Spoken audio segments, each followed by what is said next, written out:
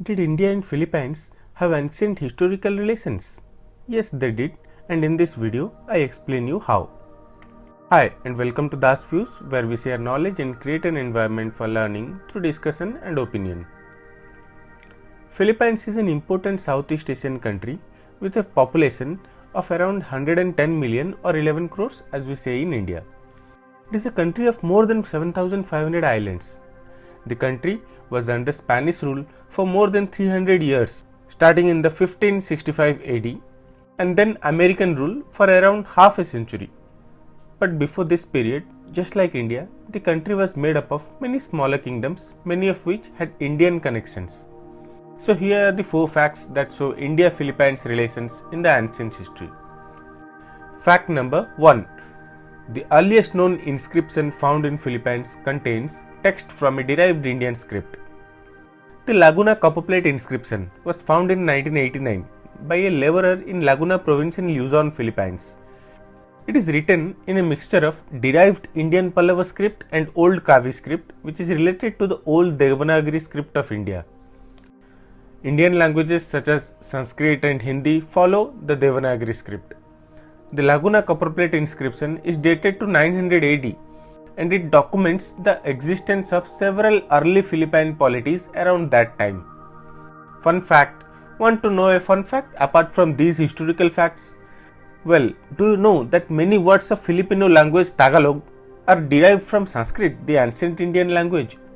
For example, Antara in Sanskrit, which means gap, becomes Antala in Tagalog. Vamsa, that is race, becomes Bansa. Abhyasa became Bihasa. Buddhi became Buddhi. Devata became Divata. Guru became Guru. Dukkha, Katha, Mukha remained the same. Paribhasa became Palibhasa, and so on. Many Tagalog words are also derived from Tamil language of India. Fact number 2.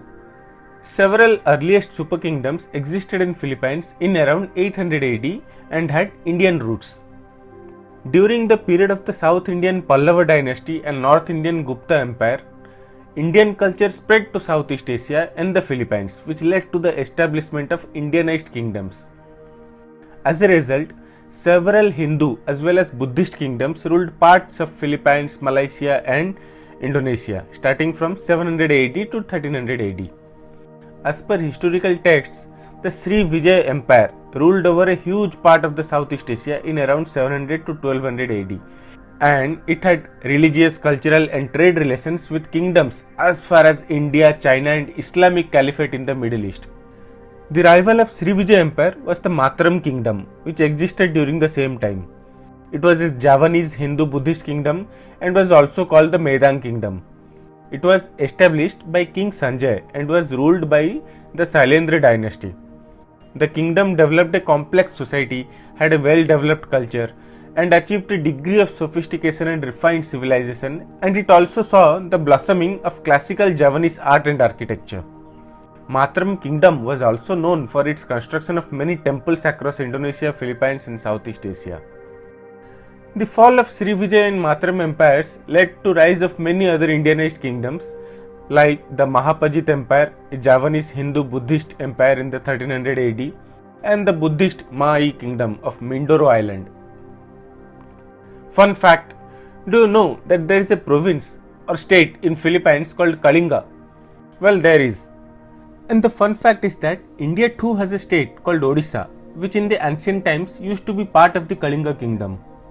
Most probably, both these areas aren't related in any sense, but the Kalinga kingdom of India had in fact vast maritime trade relations with many Southeast Asian kingdoms in the ancient times, so there might be some contact, who knows. Fact number 3. Conquests of the Indian Chola Empire in Southeast Asia. As per historical sources and inscriptions, in 1025 AD, King Rajendra Chola I of the Chola Empire of India launched naval raids in Southeast Asia to subdue the then reigning Sri Vijaya Empire.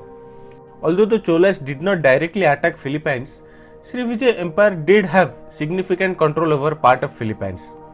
It is said that the relation between the Sri Vijaya and the Chola empires were friendly in the beginning, and they had maritime trade and cultural relations between them. Over a period, however, the relations deteriorated gradually. which resulted in the raid by the Cholas.